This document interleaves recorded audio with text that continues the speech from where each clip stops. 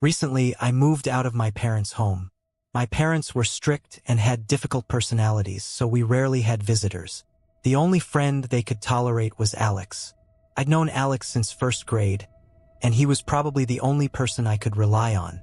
Unlike my parents, who scolded me for my mistakes rather than teaching me how to avoid them, Alex was always ready to help and offer advice.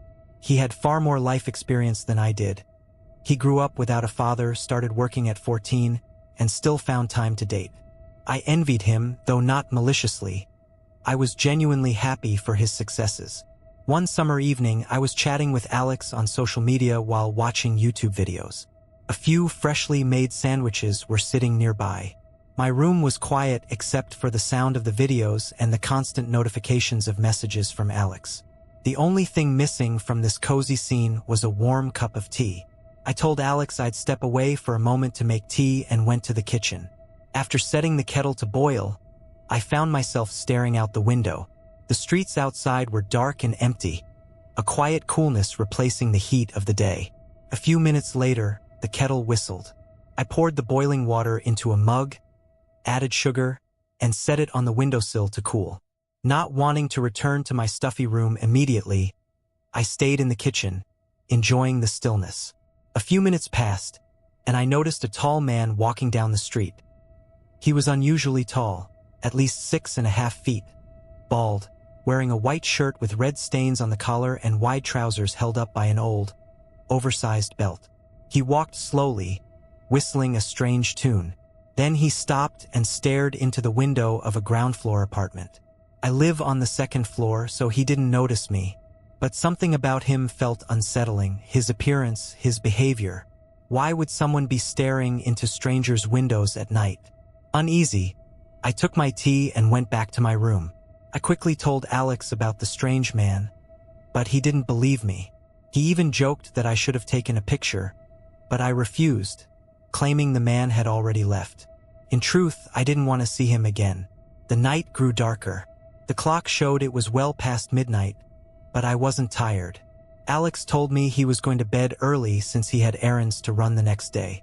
Left on my own, I decided to watch more YouTube videos to pass the time. 15 minutes into a video, Alex sent me a message. "Dude, you won't believe what I just saw," it read. He described how he had gone to the kitchen to cool off and open the window. While staring outside, he saw a man, probably the same man I had seen.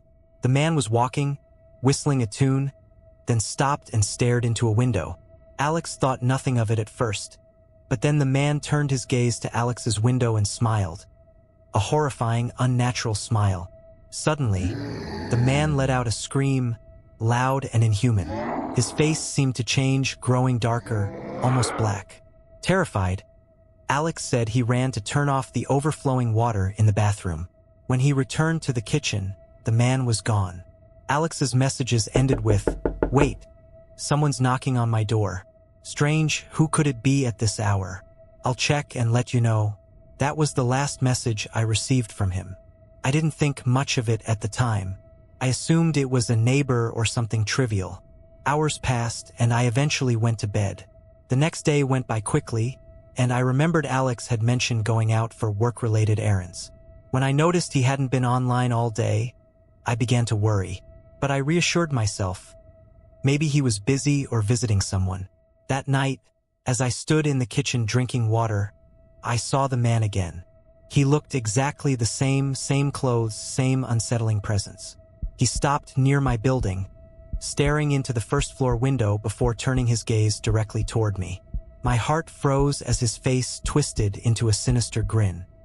His mouth opened unnaturally wide, and he screamed.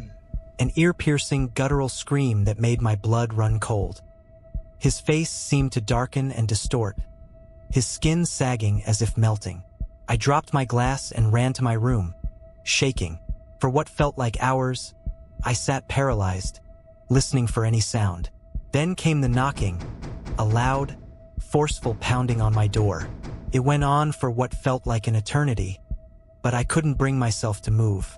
Eventually, the noise stopped, and I passed out. The next day, I learned that Alex had died. His body was found hanging in his kitchen, his head shaved clean, and his throat slit. Blood had dripped onto the collar of his shirt, the same shirt he'd planned to wear to his errands. His death was ruled a suicide, but I knew better. I knew who was responsible. Whether the man was a deranged human or something otherworldly, I can't say. But since that night, I've never left my windows uncovered after dark. And I pray I never see him again.